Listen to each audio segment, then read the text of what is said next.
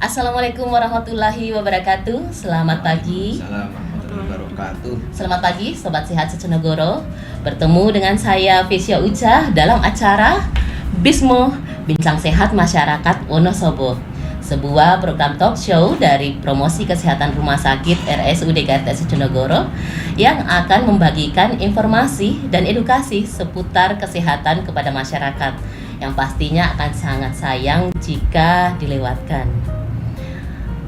Sobat Sehat Seconogoro, pendengaran merupakan nikmat Tuhan yang luar biasa selain nikmat-nikmat yang telah Allah berikan kepada kita. Nah, sebagai salah satu dari 5 panca indera yang telah diberikan kepada kita, pendengaran ini mengambil peranan penting dalam menentukan kualitas hidup seorang manusia. Dengan pendengaran, kita bisa berkomunikasi dengan sesama, kita bisa mendengarkan musik yang indah-indah, kita bisa mendengarkan suara alam yang luar biasa. Bisa dibayangkan ketika kita tidak mampu untuk mendengarkan suara-suara itu, maka dunia kita akan terasa sangat sunyi. Nah, hari ini tepat tanggal 3 Maret 2023 bertepatan dengan peringatan Hari Pendengaran Sedunia yang pada tahun ini mengangkat tema Ear and Hearing Care for All. Let's make it reality. Nah, untuk itu terkait dengan peringatan Hari Pendengaran Sedunia ini, di samping saya sudah ada 2 narasumber yang sangat akrab dengan urusan pertelingaan dan pendengaran dan sebagainya. Ini ada pertama, saya perkenalkan dulu Dr. Rohmatullah Subekti, spesialis THT KL. Assalamualaikum dokter. Waalaikumsalam Mbak Uca. Dokter, kalau THT kan saya tahu, telinga, hidung, tenggorokan. KL-nya ini apa dokter? Sekarang sudah tidak KL lagi Mbak, tapi dirubah jadi BKL, tapi hampir BKL. sama ya, sama singkatannya, bedah, kepala, dan leher. Oh, bedah, kepala, dan leher. Berarti tidak sekedar telinga, hidung, tenggorokan, tetapi sudah mencakup bedah, kepala, dan leher juga. Ya. Oh iya ya. Kecuali otak dan mata. Kecuali otak dan mata. Ini sudah ada spesialisnya sendiri ya dokter ya. Oke. Dokter Rohmatullah ini adalah dokter spesialis THT di RSUD KRT Seconogoro, gitu ya dokter ya. Kemudian satu lagi, ini saya panggilnya Mbak apa tante apa ibu nih? Mbak aja. Mbak aja, Mbak Dwi Eria Suryani, ahli madya terapi wicara. Beliau ini adalah tenaga terapis wicara satu-satunya di RSUD KRT Seconogoro. Jadi kalau ada yang punya gangguan bicara, nanti bisa ketemu deh dengan Mbak Dwi Erna ini gitu. Nah, saya mulai dengan Dr. Rohmatullah nanti ya. Tetapi saya ingatkan kepada sobat sehat semua bahwa kurang lebih 40 sampai 60 menit ke depan kita akan mengulik, cari tahu tentang bagaimana seputar gangguan pendengaran ini yang sedang kita peringati harinya pada hari ini. Nah, Dokter Rohmatullah, ini kan temanya ini dari WHO ya dokter ya, yang menentukan ada Ear and Hearing Care for All, let's make it reality. Kalau saya artikan, maaf nih, saya ini bahasa Inggrisnya acak-adul juga. Telinga dan pendengaran, perawatan telinga dan pendengaran untuk semua. Peduli, care-nya peduli. Pendengaran, telinga dan pendengaran untuk semua. Let's make it clear. Bisa dijelaskan enggak dokter, ini temanya ini maksudnya apa sih? Ya, kita dari tahun ke tahun temanya mungkin hampir mirip-mirip saja sih Mbak. Jadi pada intinya kita untuk lebih peduli terhadap pendengaran kita, terhadap telinga kita sebagai organ pendengaran, dengan kesehatan telinga secara teratur kita jaga, terus kita gunakan dengan sebaik-baiknya, maka pendengaran yang kita punyai juga akan maksimal. Kenapa kok WHO atau dunia itu menetapkan tanggal 3 Maret ini sebagai Hari Pendengaran Dunia? Dikarenakan keprihatinan sekitar awal-awal tahun 2000 itu WHO merilis data sekitar 4,2% penduduk dunia waktu itu entah berapa miliar ya. Jadi 4,2%-nya itu sekitar 250 juta orang Mbak, dunia itu ya, itu mengalami gangguan pendengaran dan ketulian gitu. Nah, sedangkan gangguan pendengaran dan ketulian itu sifatnya ada yang memang tidak bisa disembuhkan atau diobati, tetapi sebagian besarnya sebenarnya bisa diatasi, bisa diobati gitu. Nah, kemudian tahun 94 sampai 96 itu survei dari kesehatan indera pendengaran di Indonesia itu merilis gangguan pendengaran di Indonesia sekitar 16,8%. Itu angka yang lumayan tinggi sebenarnya. Sangat dokter tinggi, ya, ya. 16% itu kan. 16% waktu itu penduduk Indonesia berapa juta ya? 200-an juta mungkin. Berarti kan dalam setiap 100 penduduk ada 16 dengan gangguan pendengaran. Ada gangguan pendengaran gitu. Entah itu yang bisa diobatin atau yang bisa diobatin gitu ya. Sehingga atas keprihatinan tersebut para ahli waktu itu berkumpul di Kolombo tahun 2002 untuk membahas bagaimana rencana strategis untuk melakukan penanggulangan gangguan pendengaran ini. Kemudian ditentukanlah singkat ceritanya tanggal 3 Maret sebagai peringatan Hari Pendengaran Sedunia. Tujuannya sound hearing, jadi 2030. Jadi 2030 itu seoptimal mungkin, semaksimal mungkin sekitar 90% orang dengan gangguan pendengaran itu bisa diatasi dan direhabilitasi ya. Diatasi mungkin yang memang bisa dilakukan pengobatan, terus rehabilitasi memang untuk gangguan-gangguan pendengaran yang jenis ketulian saraf yang tidak bisa diobati ya. Seperti kita ketahui kalau seseorang mengalami gangguan pendengaran itu betapa sepinya dunia ya Mbak, seperti Mbak Uca tadi bilang, dunia menjadi sangat sepi, seolah-olah kita hanya sendirian. Kita melihat orang-orang banyak di sekitar kita tapi seolah-olah tidak memperhatikan kita gitu. Akibat yang ditimbulkan,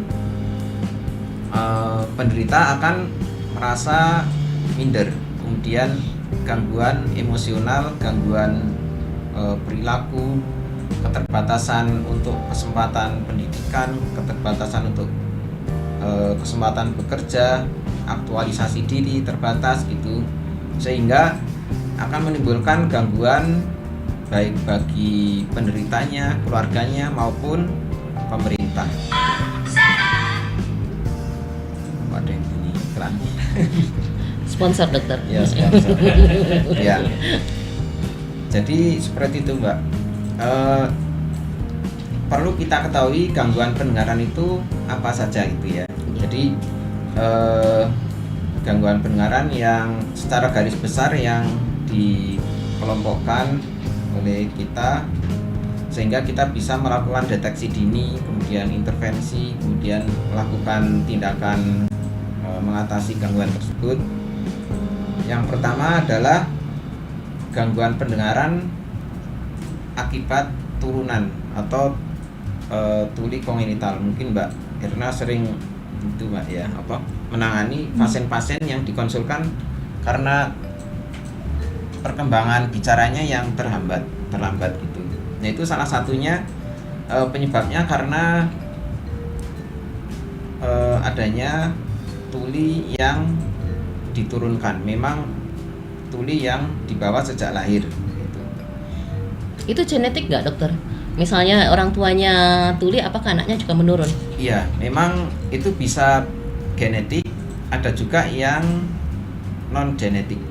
Yang genetik biasanya salah satu orang tuanya atau ditarik garis ke atas kakek neneknya ada yang memang tuli gitu ya. Makanya salah satu untuk pencegahannya ya walaupun secara agama boleh untuk dekat dengan garis keturunan, tapi alangkah baiknya jangan terlalu dekat gitu ya. Takutnya garis keturunannya ada yang tuli bawaan terus nanti genetiknya campur, jadi untuk kemungkinan terjadinya tuli bawaan itu lebih kuat gitu. Ada juga yang karena obat-obatan. Jadi bagi ibu-ibu hamil itu ya dalam mengkonsumsi obat atau apabila punya sakit itu sebaiknya dikonsulkan kepada yang lebih ahli gitu. Ada juga karena infeksi, Mbak. Infeksi sekarang kan sering yang kita kenal apa itu tokso ya, TORS. Kesannya ibu hamil sehat, bayi perkembangan perutnya yang membesar sehat gitu ya. Tapi tidak tahu ternyata di dalam darah si ibu ada infeksi tokso. Itu juga bisa mengakibatkan tuli bawaan. Nah mungkin itu cukup tinggi juga, Mbak. Jadi laporannya sekitar di Indonesia ya itu tahun 94 sampai 96 itu sekitar 0,1%. Itu survei di 7 provinsi. Jadi sekitar 1 sampai 3 dari 1000 kelahiran itu kongenital ya, Dokter? Kongenital ya. Nah, kongenital kan sifatnya biasanya sarafnya, Mbak. Jadi mungkin Mbak Erna sering ya Mbak ya menangani seperti itu, terapi wicara itu biasanya memang derajatnya terbanyak tinggi berat gitu. Jadi memang nggak denger gitu anak-anak. Kita teriakin di sampingnya si anak ya tidak merespon ya. Tidak respon ya. Sampai kadang kalau yang tidak paham dikatakan anak yang tidak sopan santun gitu ya, Dokter. Dipanggil kok nggak nyaut gitu. Iya. Nah, sering terjadi miss gitu. Miss itu apa ya? Salah paham atau lewat gitu, terlewat gitu. Jadi untuk deteksi ketulian bawaan ini biasanya terlewat. Jadi orang tua itu lebih prioritas begitu anaknya jebrol lahir oak gitu ya, oek gitu.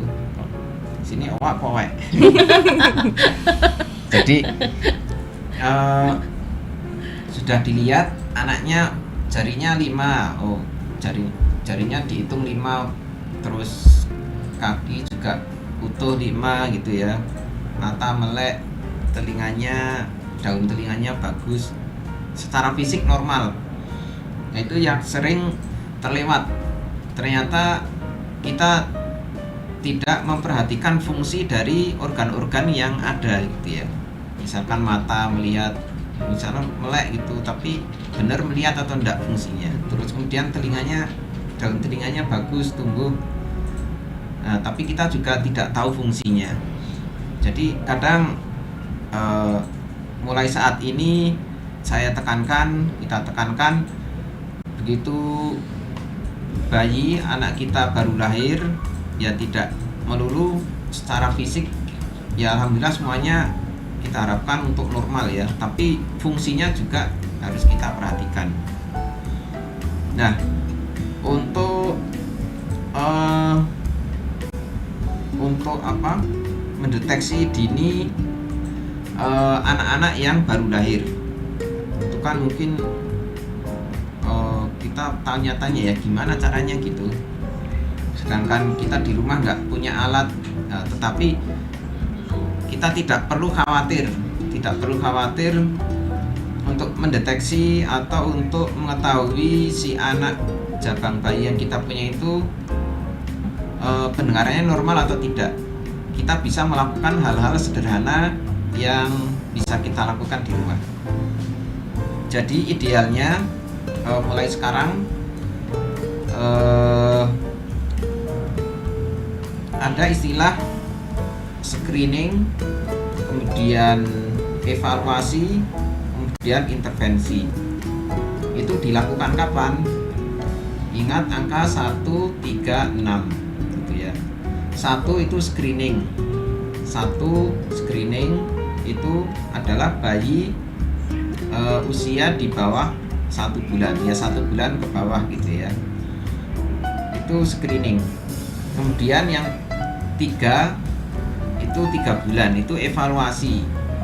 Jadi evaluasi pendengaran. Kemudian 6 bulan itu intervensi apabila memang ada kelainan. Nah, screening itu apa? Yaitu ya kita untuk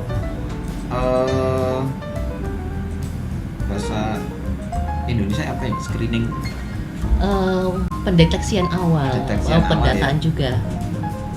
Bahasa Wonosobo apa ya? Ngecek. Ya anulah screening tuh ya supaya screening lah gitu aja ya. Mungkin di bahasa Jawa kan, Indonesia kan malah susah gitu. Jadi pendeteksian awal, screening, memang idealnya pakai alat ya, alat untuk deteksi.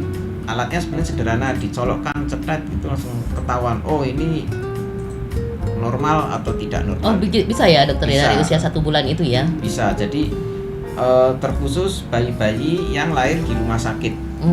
Di rumah sakit itu biasanya kan proses persalinannya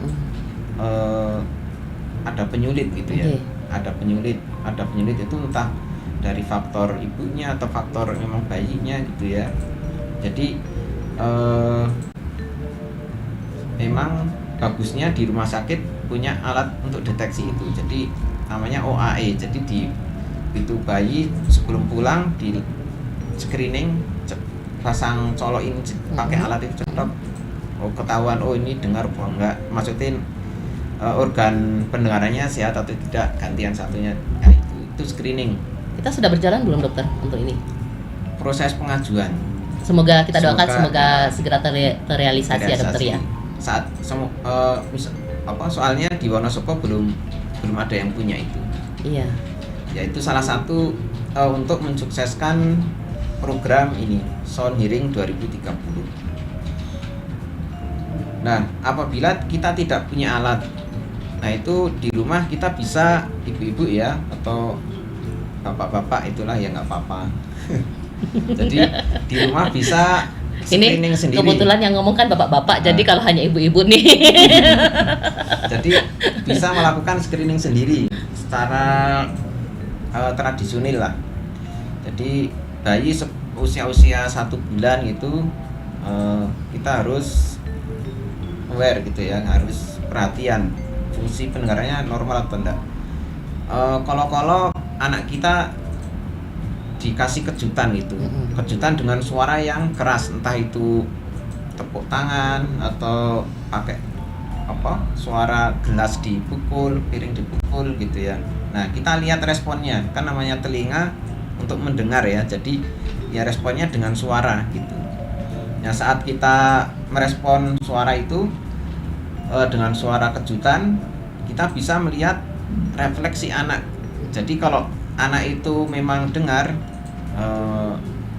telinganya itu berfungsi dengan baik, bisa mendengar suara, dia akan kaget. Ya seperti kita kalau dikejutkan dengan suara tiba-tiba terkejut gitu ya. Ya si anak juga sama. Ya kita bisa melihat respon yang ditimbulkan. Misalkan kita tepuk tangan trek gitu ya, si anak respon karena anak baru 1 bulan kan dia nggak bisa ngomong, terus ngomongnya kalau kita ngumpat gitu, gitu ya, dia nggak bisa ngomong. Ya yang bisa kita amati ya refleksnya itu, refleksnya bisa refleks sederhana namanya.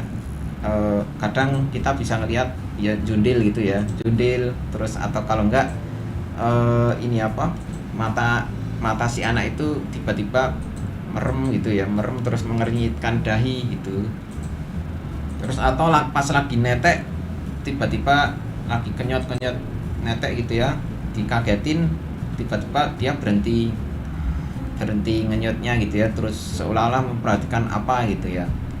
Jadi bisa diamati seperti itu.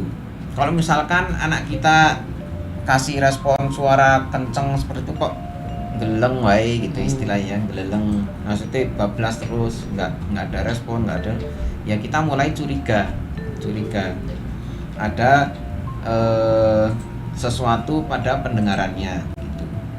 Nah itu usia 1 bulan, jadi screening yang saya bilang tadi ya, screening. Nah kemudian ya harapan kita semuanya ada respon kedengaran. Tetapi apabila dari screening itu kok lewat semua, kita harus curiga. Makanya lanjut ke tahapan yang berikutnya, yaitu deteksi 3 bulan. Nah deteksi 3 bulan itu memang tidak bisa dilakukan mandiri, jadi segera konsul ke dokter spesialis anak atau dokter spesialis THT. Kita keluhkan kondisi anak kita. Nah deteksi ini biasanya kalau di rumah sakit ya pakai alat tadi seperti yang saya bilang tadi di awal, dicolok gitu ya, kelihatan nanti oh ini ada masalah atau enggak gitu. Sederhana, tidak menyakitkan, bukan sebuah tindakan operatif gitu ya. Mungkin kalau orang tua gitu, kalau masuk ke rumah sakit terus mau diperiksa apa, itu bayangannya operasi gitu. Jadi tidak semua tindakan yang dilakukan di rumah sakit itu pasti operasi, tidak. Jadi ya kita ngukur diperiksa anak bayi ya tidak jadi melakukan tindakan yang tidak menyakitkan, tidak membuat trauma. Nah setelah ternyata 3 bulan itu deteksi, ternyata ada permasalahan, oh memang ada permasalahan, kemungkinan gangguan pendengaran, dilanjutkan pemeriksaan dengan alat yang lebih canggih lagi. Jadi untuk kalau tadi cuma dicolok gitu ya, cetok, oh emang nggak lulus, istilahnya ada curiga kurang dengar. Terus itu dilanjutkan dengan pemeriksaan derajatnya, jadi dicari memang ada gangguan pendengaran atau tidak sebenarnya. Terus diketahui ringan, sedang, beratnya. Itu ada alat lanjutan lagi namanya BERA atau ASSR gitu ya. Ini kita juga belum punya. Ya semoga kedepannya Wonosobo punya fasilitas seperti ini ya, karena sangat penting sekali. Jadi setelah diketahui oh ternyata ada gangguan pendengaran, terus kriterianya ringan, sedang, berat, nah baru usia 6 bulan dilakukan intervensi gitu. Intervensi salah satunya pakai ya alat bantu dengar gitu, karena biasanya tuli bawaan ini ya tidak bisa diobatin gitu Mbak ya. Terus biasanya ya kita kerjasama dengan dokter anak, kemudian terapi wicara gitu Mbak ya. Di sini banyak Mbak kasusnya? Iya, lumayan ya. Terus untuk selama ini gimana? Untuk apa? Biasanya melalui tahapan gitu nggak?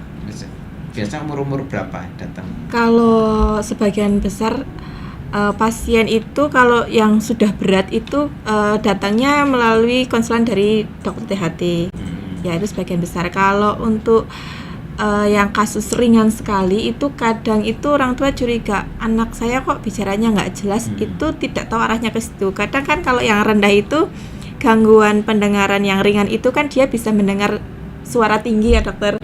Tapi yang suara rendah itu dia tidak begitu paham. Jadi misalnya ada orang bicara, anaknya dengar tapi nggak spesifik itu bicara apa. Jadi anaknya kadang sekolah itu nggak ngerti, tapi bisa ngikuti temennya. Nah kadang orang tua yang seperti itu kadang terlewat bahwa itu gangguan pendengaran dan terlewat dari dokter. Jadi kita tetap kembalikan ke dokter untuk mengetahui derajatnya kayak gitu.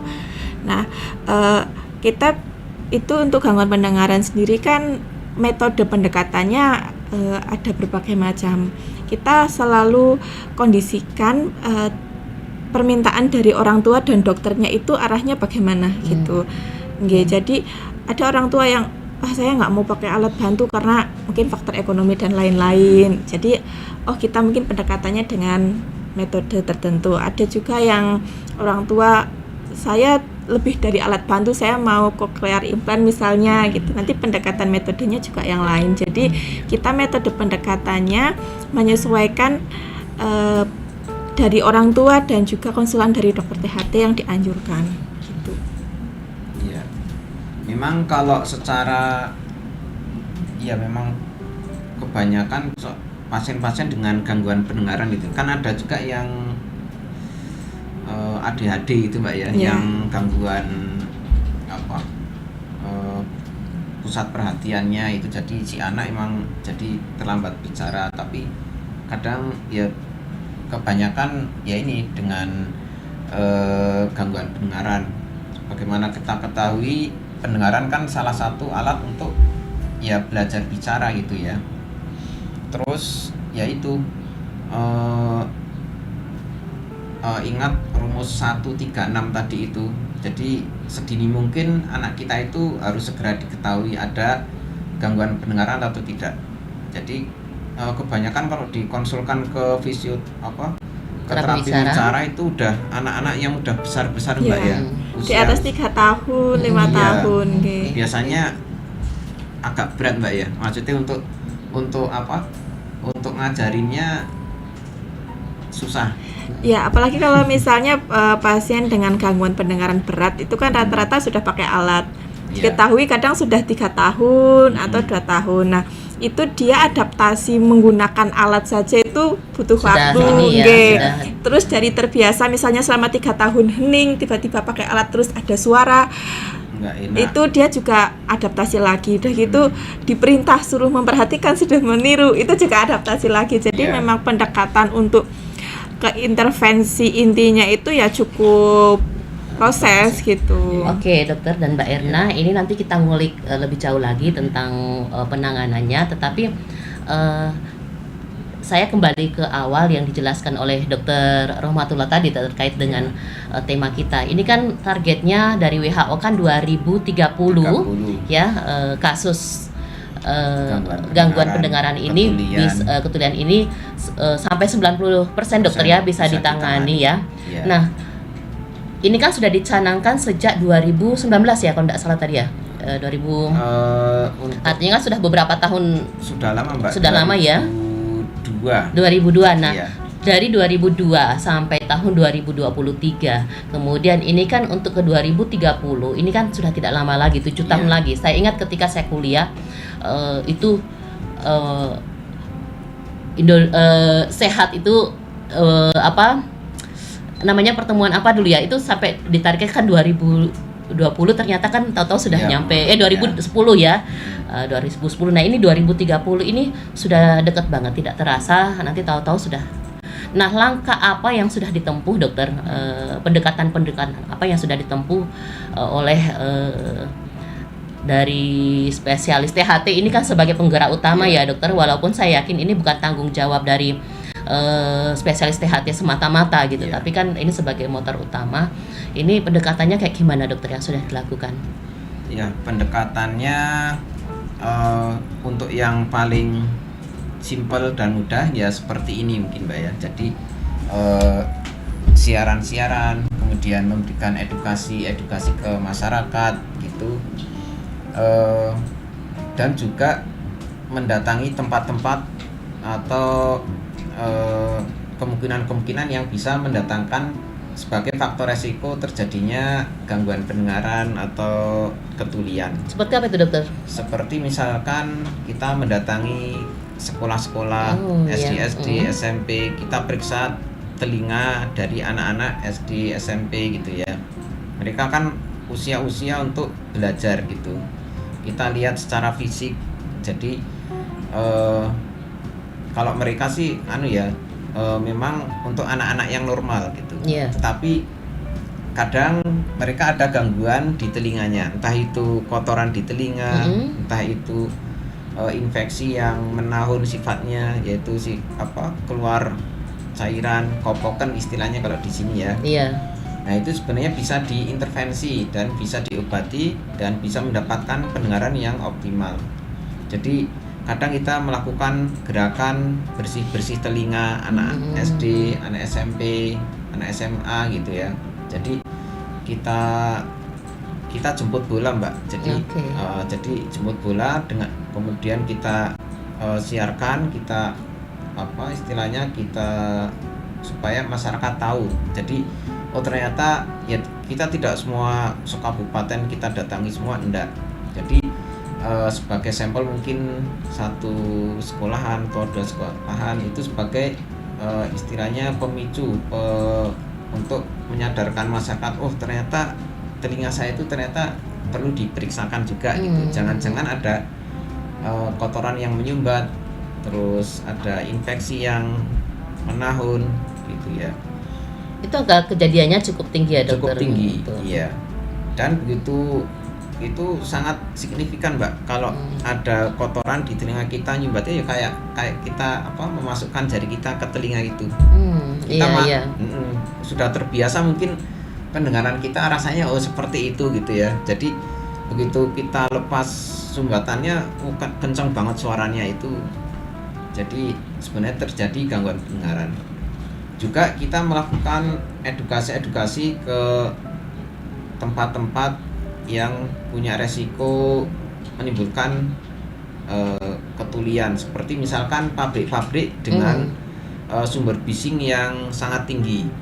Misalkan pabrik-pabrik penggilingan kayu yang manual itu ya, penggergajian gitu ya dokter ya. Kemudian pabrik-pabrik dengan mesin berat yang kebisingannya mungkin di atas 90 desibel gitu ya. Jadi itu bisa menimbulkan gangguan pendengaran yang permanen soalnya. Jadi kalau kita tidak melakukan pendekatan, kemudian intervensi untuk melakukan pelindungan diri kepada pekerja-pekerja, nanti setelah beberapa tahun kalau dilakukan screening, biasanya pekerja-pekerja itu akan mengalami gangguan pendengaran dan sifatnya biasanya permanen, karena yang model-model seperti itu yang kena sarafnya. Kalau misalkan dan orang-orang biasanya tidak perhatian dengan seperti itu. Makanya tema seperti ini kan kita lebih perhatian terhadap telinga dan pendengaran kita. Kalau misalkan dengan suara keras terus daun telinga kita lama-kelamaan kelihatan mengecil-mengecil gitu, mungkin lebih aware ya. Misalkan kita lagi biasanya terutama di tempat kita kondangan itu kan biasanya musik sound system itu sangat kencang sekali itu. Misalkan setelah keluar dari kondangan itu terus telinga kita, daun telinga jadi melisut gitu. Itu lebih perhatian, tapi ternyata kan tidak, daun telinga kita tetap utuh, tapi ternyata yang diserang fungsinya. Jadi pendengaran kita tidak tajam lagi, tidak peka lagi seperti itu. Kemudian ya salah satu yang sudah kita lakukan seperti itu. Kemudian juga kita bekerja sama dengan lembaga-lembaga tertentu, seperti misalkan kalau dulu saya waktu di Semarang bekerja sama dengan BKIM, Balai Kesehatan Indra, dan M-nya itu masyarakat itu ya. Jadi melakukan penyuluhan ke masyarakat, kemudian ke tempat-tempat misalnya kayak di Wonosobo punya Don Bosco itu ya, SLB kita lakukan pemeriksaan pendengaran gitu ya. Terus atau kita melakukan bakti sosial tepat kepada orang-orang dengan gangguan pendengaran, misalkan orang-orang tua itu kan banyak ya, emang ada ketulian karena ketuaan gitu. Nah ya. itu masih maaf saya potong sedikit. Mumpung disebut tentang orang tua nih, ketulian pada akibat proses geriatria dokter ketuaan, itu termasuk dianggap masalah nggak dokter, atau sebenarnya itu pun masih bisa dicegah? Iya, itu juga kalau tidak diatasi ya masalah juga Mbak, dan itu sebenarnya bisa dicegah gitu. Jadi bukan sesuatu yang pasti terjadi alami-alami saja, enggak ya dokter? Sebenarnya masih bisa diperbaiki gitu ya dokter? Iya, ya maksudnya kalau untuk prosesnya memang alami ya. Ada yang alami, ada juga yang memang ya karena gaya hidup tadi, misalkan kita sering ya penggunaan telinga kita yang tidak benar, mendengarkan suara-suara yang kencang di tempat kerja kita, paparan suaranya juga tinggi gitu ya, untuk mendengarkan orang ngerasani tetangga gitu. Gitu ya.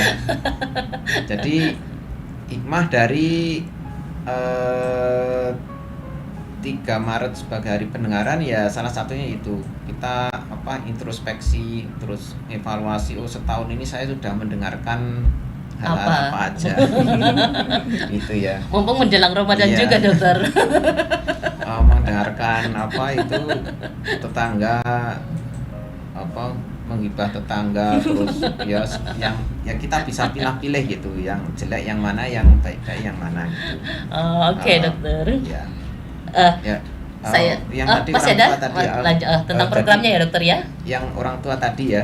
Jadi kadang kalau kita melihat orang-orang sudah sepuh memang kualitas pendengarannya sudah menurun karena proses penuaan. Itu bisa emang alami, bisa juga yang karena gaya hidup waktu mudanya yang nggak benar gitu ya. Jadi kadang kita ngelihat cucunya bentak-bentak sama mbahnya, atau anaknya bentak-bentak sama mbah bapak ibunya gitu, itu bukan karena sengaja bentak gitu, cuman kesannya kita yang tidak tahu itu anak kok durhaka itu ya, cucu durhaka itu bentak-bentak sama eyangnya itu ya karena mbahnya yang nggak dengar kalau nggak dibentak gitu. Nah itu sebenarnya bisa diatasi, salah satunya ya yang pernah kita lakukan bakti sosial, yaitu pemeriksaan pada orang-orang tua dengan gangguan bicara pendengaran. Jadi dilakukan ini ringan, sedang, berat, kemudian kita berikan alat bantu dengar. Salah satu yaitu pembagian alat bantu dengar gratis atau semacamnya gitu. Saya ini sudah jelas sekali ya tadi dijelaskan oleh Dr. Rahmatullah. Saya mau beralih ke Mbak Erna nih terkait penanganan gangguan pendengaran di terapi bicara ya. Tadi sudah sempat disinggung sedikit. Nah, yang ingin saya tanyakan gini nih. Tadi kan kita sudah menyebut bahwa kadang nih orang tua tuh tidak ngeh kalau anaknya sebenarnya memiliki gangguan pendengaran gitu ya, terutama untuk anak-anak dengan ADHD atau anak-anak autis. Ini dari Mbak Erna sendiri biasanya bagaimana sih bisa membedakan ini anak ini, kalau anak autis itu kan kadang kita panggil-panggil tuh cuek aja gitu, asik aja. Ini karena autisnya atau memang ada gangguan pendengaran, Mbak Erna? Kalau ya itu pertama ada 2 ya. Kalau yang pertama kan memang pasien itu sudah datang dengan kondisi gangguan pendengaran dari dokter spesialis. Kalau yang kedua itu untuk membedakan anak itu murni gangguan pendengaran atau sebenarnya bukan gangguan pendengaran tapi mirip gitu ya seperti anak autis. Ya kalau dari terapi bicara kita itu asesmennya itu pada 5 aspek. Jadi aspek bahasanya lebih dari 5 aspek ya, bicaranya, kemudian perilakunya. Pada anak-anak dengan gangguan pendengaran biasanya dia misal nih gaya ocehannya itu spesifik gitu, kemudian tidak mendengarnya juga seragam, tidak mendengar semua. Tapi kalau anak autis itu ada yang tertentu, misalnya dipanggil nggak mau, suara apa nggak dengar, tapi ada suara tertentu nih, misalnya Cocomelon, dia nyari karena mungkin yang sering seperti itu. Nah terus biasanya model ocehannya, ritme ocehannya dari nadanya, jenisnya itu berbeda antara anak autis dan anak gangguan pendengaran gitu. Terus melihat sensibilitas lainnya, misalnya kontak matanya. Kalau anak gangguan pendengaran justru biasanya kontak matanya itu jauh lebih jeli karena itu kan indera yang tersisa ya dia. Tapi kalau anak autis itu tidak. Terus pada sensibilitas lain, kalau anak gangguan pendengaran biasanya taktilnya, sensibilitasnya itu lebih bagus. Sedangkan pada anak autis lebih cuek. Dia tuh lebih tidak suka malah disentuh. Dia itu dengan suara keras malah biasanya tidak suka ditutup, lebih memilih kepada yang tertentu anak autis itu suka gitu.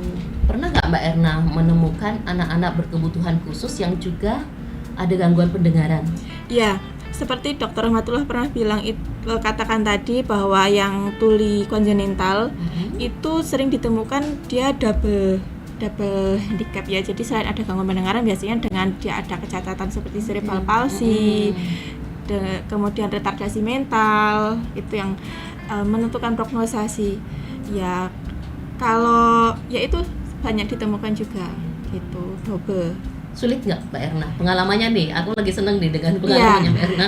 Sulit nggak nih di lapangan jadi untuk mempengaruhi penanganannya? prognosa ya Mbak, pasti mempengaruhi prognosa. Jadi kita kalau misalnya dia hanya murni gangguan pendengaran, kita targetnya kan perbaikan bahasa bicaranya gitu. Bahasa bicaranya pun pendekatannya enak karena dia biasanya kalau gangguan pendengaran murni dia kemampuan berpikirnya masih bagus, taktilnya masih bagus, terus visualnya masih bagus, terus dia kepatuhannya masih bagus. Jadi kita memasukkan dan mengajari gitu. Tapi kalau dia sudah double handicap gitu, misalnya anak gangguan pendengaran dengan cerebral palsy gitu, itu kita kan mengejarnya masih ada spasitivitas yang lainnya, kemudian kontak matanya dia juga biasanya juga kurang, pemahamannya. Jadi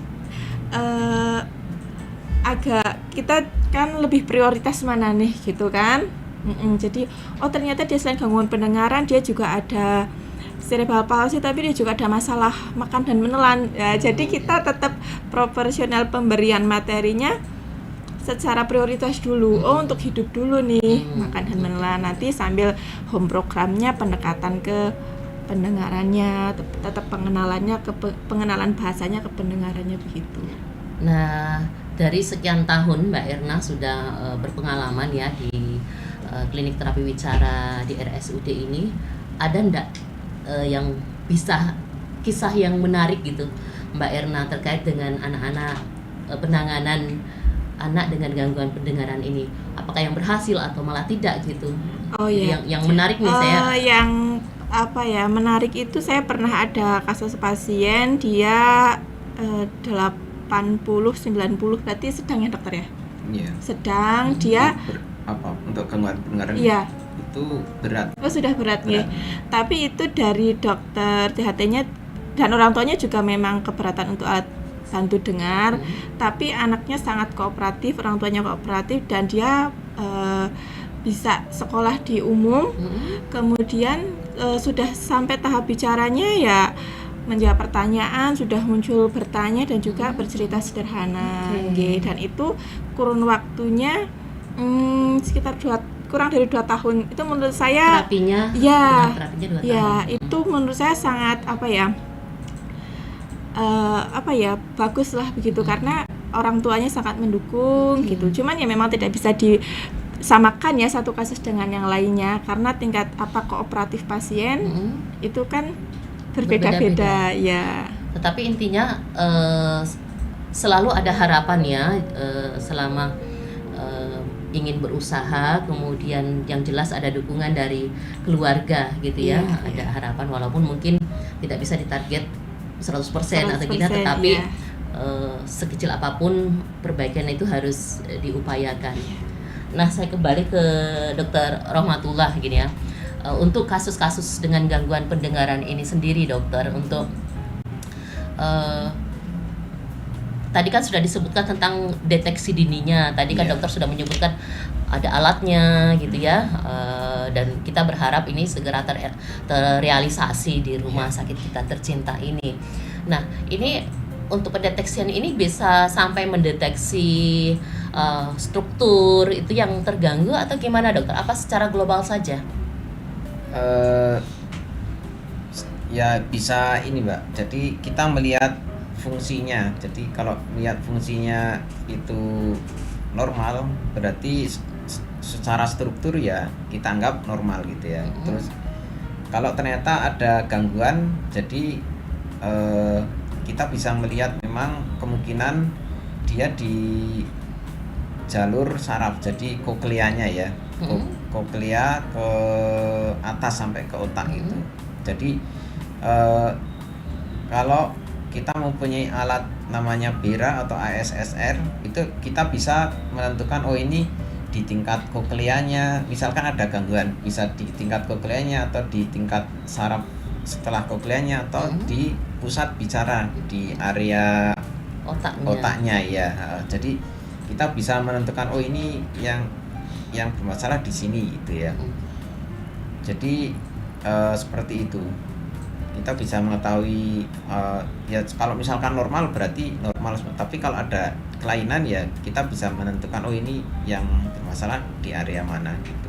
Nah, untuk gangguan dengar ini sendiri dokter, tadi kan kita bahas rata-rata ini gangguan pendengaran itu kan yang tidak mampu mendengar dengan baik. Kira-kira ada enggak dokter kejadian orang yang malah justru sensitivitas pendengarnya itu lebih dari normal, jadi mungkin orang bisik-bisik di 2 blok rumah mungkin udah kedengaran, itu ada nggak dokter? Itu paranormal ya? Enggak ada ya, maksudnya untuk misalkan normal lebih ke ruang sebelah dengan semua orang di sini nggak dengar, terus dia kok dengar, nggak ada sih Mbak ya. Cuman kalau untuk frekuensi tertentu memang ada gitu ya. Jadi seseorang itu mendengarkan suara melengking itu rasanya sakit, jadi dia lebih sensitif gitu ya, atau mendengar suara-suara motor apa dia sakit gitu ya, itu memang ada. Jadi tapi dia untuk mendengar dengan suasana yang normal masih nyaman, enak, tapi dengan ada pemicu stimulus suara yang memang dia nggak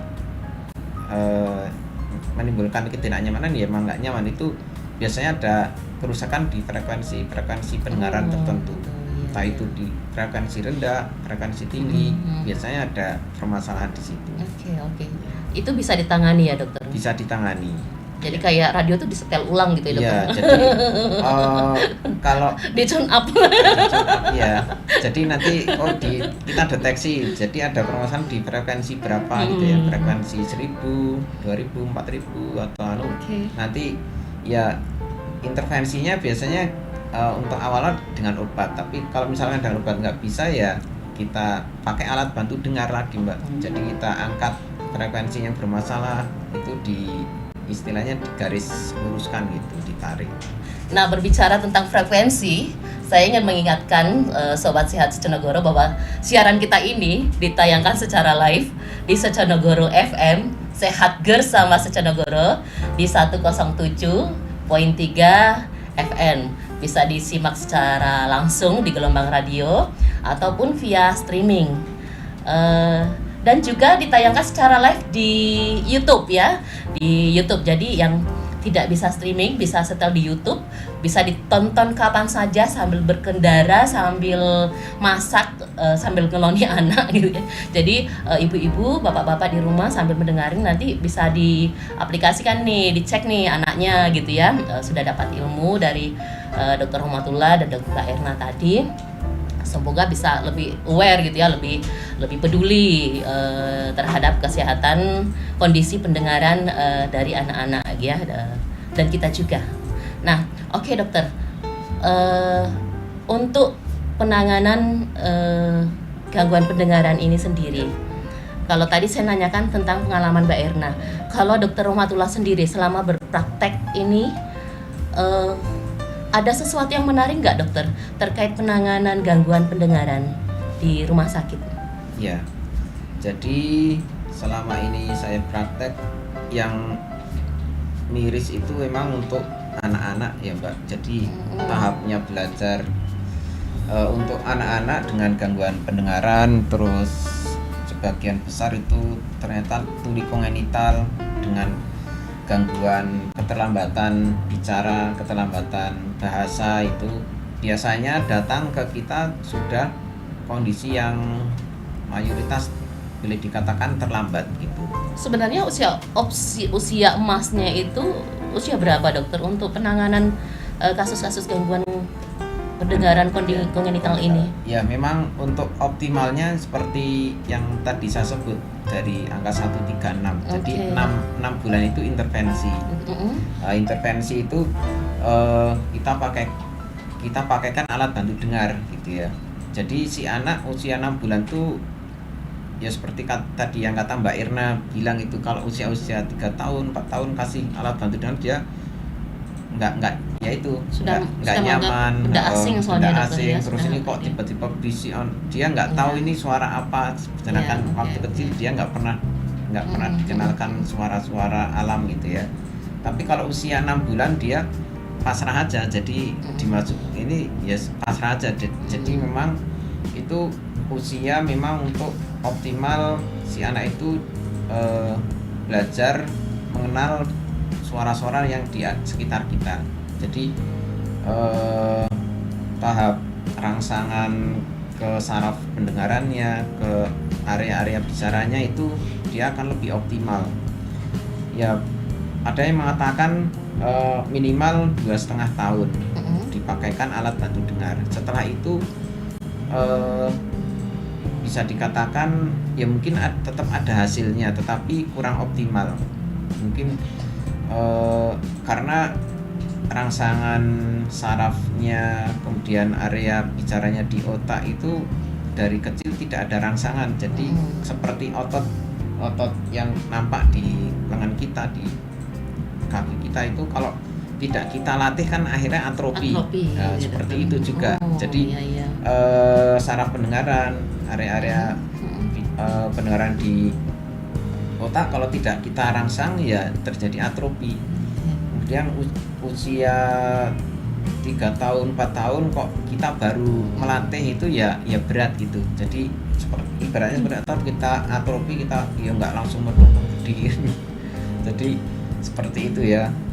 Nah, untuk alat bantu dengar ini sendiri dokter, apakah memang bisa membantu untuk semua kasus gangguan pendengaran? Ya, memang tidak semua alat bantu dengar. Jadi memang kita sesuaikan. Kita sesuaikan tingkat ringan, sedang, beratnya gitu ya. Jadi kalau masih ringan sedang itu relatif tidak begitu rumit alat bantu dengarnya. Tapi kalau yang sudah berat atau apalagi yang sangat berat itu harus memerlukan alat bantu dengar yang spesifik. Oh, ini beda-beda ya dokter? Beda-beda ya. Makanya memang benar kata Mbak Irna tadi, ada orang tua yang keberatan karena alat bantu dengar itu mahal. Jadi memang terkendalanya di kita masih seperti itu. Sebagian besar kalau sudah derajatnya berat, sedang pun juga sudah mahal gitu. Tidak di-cover BPJS dokter? Tercover itu cuma 1 juta Mbak. Dari harga rata-rata? Itu kan alat bantu dengar berchannel-channel Mbak. Semakin tinggi channelnya, semakin mahal harganya, semakin jelas suaranya. Semakin gitu. nyaman gitu. Jadi tidak semua alat bantu dengar itu didengarkan sama. Kadang ada yang cempreng, ada yang agak plesek-plesek, ada yang jernih sekali itu yang channelnya tinggi kayak gitu. Semakin komplit channelnya ya semakin mahal. Berarti kayak ini ya dokter ya, kayak alat audio itu kan ada yang keluarnya itu enak banget, ada yang malah membuat kita pusing gitu ya. Sakit, jadi jadi saya jadi memahami kenapa beberapa anak mungkin tidak nyaman dengan alat bantu dengar itu karena mungkin memang nggak nyaman. Memang tidak nyaman. Ada beberapa kasus juga Mbak Ocha yang itu orang tua kadang kan ada alat bantu dengar yang untuk orang sepuh Nun Sewu itu kan agak tinggi nggih. Tapi itu harganya jauh lebih murah. Nah, kadang orang tua anak saya nggak dengar, belikan aja tanpa pemeriksaan dia di desibel berapa, butuh alatnya desibel berapa, sehingga pakai alat bantu itu justru menyiksa anaknya gitu. Berarti tetap saja memang harus berkonsultasi kepada yang ahli ya. Nah, Mbak Erna,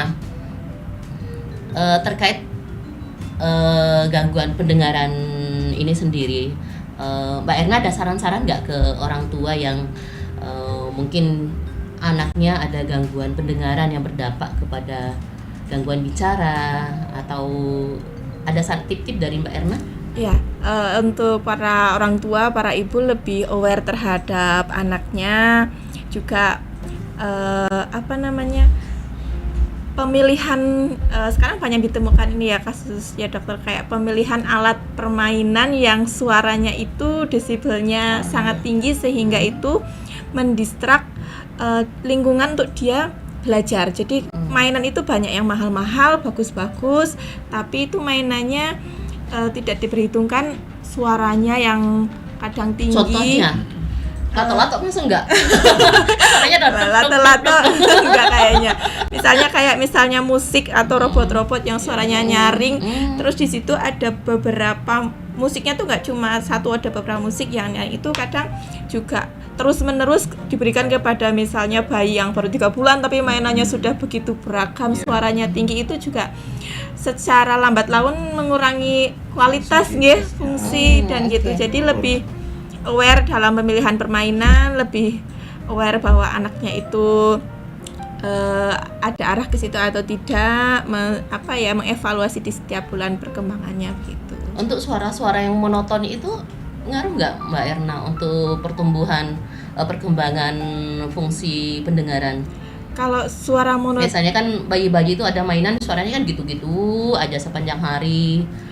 Kalau suara itu lebih baik ya memang beragam ya dokter beragam, karena di situ kan desibelnya naik turun gitu, cuman tidak disarankan yang terlalu tinggi ya dokter. Ya gitu, jadi lebih kayak pengenalan suara alam aja. Jadi bagaimana suara orang tua, suara manusia, suara alam binatang, ya seperti itu. Nah, jadi yang penting desibelnya, main di desibelnya itu. Kalau alam insya Allah masih aman. Antara bayi sama orang dewasa itu pilihan untuk bayi lebih ini ya dokter, harusnya lebih lembut dibanding orang dewasa, atau kita tolak ukurnya apanya untuk desibelnya? Untuk suara kan kalau kita di rumah kan nggak bisa nih mengukur ini sekian desibel untuk memastikan suara ini cukup nyaman atau tidak untuk anak kita. Kita patokannya diri kita aja atau gimana? Ya, patokan diri kita aja. Jadi mungkin sekarang dengan kecanggihan smartphone gitu ya, kita bisa mengetahui ini Mbak intensitas dari suara yang ada di sekitar kita. Baru tahu saya dokter. Ini pakai Play Store.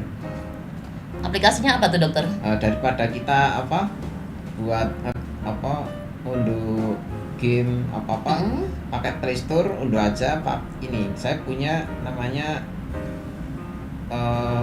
Sound Meter. Sound Meter. Bisa dekatkan ke kamera dokter. Ini kan nanti kan ke YouTube. Nah ini. Jadi seperti ini ya. Jadi ini jadi namanya Sound Meter, nanti di klik aja di Play Store ya, diunduh Sound Meter. Jadi ini kita naik turun kan ini. Saya bicara gini 63, 80 gitu. Nah, normalnya berapa desibel ini dokter untuk kita batas pendengaran yang nyaman? Jadi ini kita bicara seperti ini, naik turun desibel. Jadi itu yang 60, 62, 80 itu tingkat kekerasannya. Jadi tingkat kekerasan suara yang ada di sekitar kita.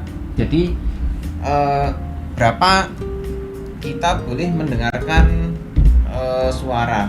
Jadi berdasarkan peraturan Menteri Tenaga Kerja tahun 99 kalau nggak salah, itu di situ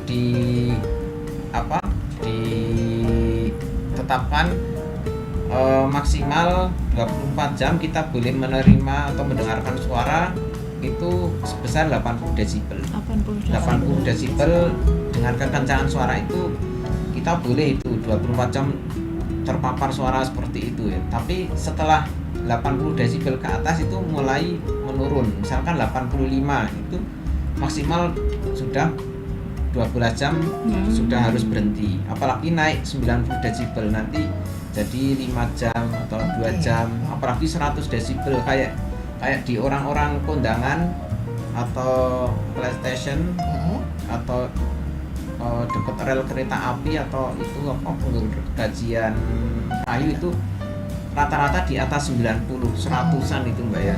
Ya itu kita dengar suara seperti itu tepat duduk itu nggak boleh kurang dari setengah jam. Kalau lebih dari 1 jam ya udah keluar dari area itu datang. Kita ngerasakan sendiri kalau misalkan kita di tempat-tempat pesta pernikahan dengan sound system yang kencang itu agak lama 1 jam keluar dari tempat itu rasanya rada hening gitu. Iya. Tidak hening karena tapi karena pendengaran kita yang turun. Nah, saya jadi terkait dengan aplikasi Soundmeter ini, saya jadi kepikiran bahwa saya rasa penting ini dokter ya, terutama tidak bermaksud menyinggung siapa-siapa, terutama ibu-ibu yang banyak mengomel dengan suara frekuensi suara tinggi gitu ya. Coba sekali-kali ketika ini diukur gitu berapa desibel ya dokter. Kalau ternyata desibelnya di atas normal berarti harus kurangi. Atau mungkin di rumah bisa bikin peraturan, boleh ngomel tapi harus di Maksimal bawah 70 desibel. Di bawah 70 Jadi desibel. ngomelnya bisik-bisik gitu. Bisik-bisik. Oh iya. Ya, ini termasuk aplikasi bukan hanya memperbaiki mengontrol pendengaran juga ya, memperbaiki keharmonisan rumah tangga juga nih dokter kayaknya nih dokter. Oke, dokter sebelum kita akhiri terkait layanan kita di RSUD Kartens Sujonegoro terutama di klinik THT ini sampai mana nih kita bisa memberikan pelayanan kepada masyarakat terkait dengan gangguan pendengaran ini? Ya. Untuk sampai tingkat operatif dan sebagainya apakah sudah bisa dokter? Untuk saat ini untuk sampai operatif belum ya. Jadi paling banyak ya yaitu yang gangguan pendengaran akibat sumbatan kotoran itu ya. Akibat sumbatan kotoran kita bisa melakukan penanganan segera dan hasilnya bisa langsung dirasakan segera. Terus kemudian penanganan infeksi telinga, jadi itu pasti mengganggu pendengaran. Jadi kalau infeksi memang tidak segera langsung dirasakan, tetapi perlu pengobatan dan perlu proses penyembuhan baru pendengaran kita bisa kembali. Terus untuk tata laksana pada pasien-pasien orang tua atau dengan gangguan pendengaran memang sarafnya yang kena gitu ya. Kita mempunyai alat namanya audiometri. Jadi untuk mengetahui tingkat ringan sedang beratnya pendengaran. Jadi kita tahu oh ini derajatnya ringan sedang berat, perlu alat bantu dengar atau tidak. Nah, di rumah sakit kita sudah mempunyai alat tersebut. Kemudian ketika pasien memerlukan alat bantu dengar, di rumah sakit kita juga sudah mempunyai alat bantu dengar yang standarisasi BPJS. Gitu. Jadi bisa kita resepkan alat bantu dengar tersebut. Gitu, Mbak. Untuk tipsnya dokter ada nggak? Tipsnya pedulilah dengan telinga kita. Ketika kita peduli dengan telinga kita, secara otomatis kita peduli dengan fungsinya, itu fungsi mendengar. Jadi gunakan telinga kita untuk hal-hal yang memang bermanfaat, karena telinga kita itu ada ambang batasnya. Kalau kita gunakan dengan sembarangan seperti organ-organ tubuh kita yang lain, apabila kita gunakan dengan sembarangan, kita gunakan dengan tanpa batas, maka fungsinya juga akan rusak. Untuk perawatannya sendiri? Perawatannya sendiri, datanglah apa ya? Kalau di rumah kan kita biasa membersihkan kuping sendiri gitu dokter. Ini ada ininya enggak? Paling sering kita bisa melakukan pembersihan kotoran di telinga secara berkala, bisa mandiri, bisa juga periksa ke dokter puskesmas atau dokter spesialis THT. Misalkan mandiri, pakailah cotton bud yang bagus, yang lembut, yang tidak mudah lepas. tidak usah terlalu sering, 2-3 minggu sekali pakai cotton bud dibersihkan kotoran kita, tidak masalah. Kemudian kontrol suara-suara atau benda-benda yang ada di lingkungan kita yang menimbulkan suara dengan berapa desibelnya, dengan kita mengunduh aplikasi sound meter gitu. Maksimal 80 desibel. Oke. Ya. Oke, Sobat Sehat Seconegoro, 1 jam persis kita bersama-sama dalam Bismo Bincang Sehat Masyarakat Wonosobo dalam rangka memperingati Hari Pendengaran Sedunia. Tentu sudah banyak sekali ilmu dan pengetahuan yang kita dapatkan. Intinya seperti yang disampaikan oleh Dr. Rahmatullah, bahwa jagalah pendengaran kita, karena memang dengan pendengaran yang berfungsi dengan baik, hidup kita lebih bermakna, lebih bermanfaat, dan tentu saja kebahagiaan dunia dan akhirat bisa kita raih dengan lebih optimal. Terima kasih Dr. Rahmatullah atas kehadirannya. Terima kasih juga Mbak Erna, tetap semangat, terus semangat untuk mendampingi, menerapi anak-anak kita yang memang mengalami gangguan pendengaran dan gangguan tumbuh kembang pada umumnya. Terima kasih juga kepada Sobat Sehat Seconegoro yang sudah setia selama 1 jam mengikuti kegiatan kita. Terima kasih juga kepada 2 rekan kami yang menjadi operator hingga terlaksananya kegiatan Bismo yang luar biasa hari ini. Jangan lupa ditonton siaran YouTube-nya di channel RSUD KRTS Seconegoro. Saya Fisya Uca pamit undur diri. Wassalamualaikum warahmatullahi wabarakatuh. Waalaikumsalam warahmatullahi wabarakatuh.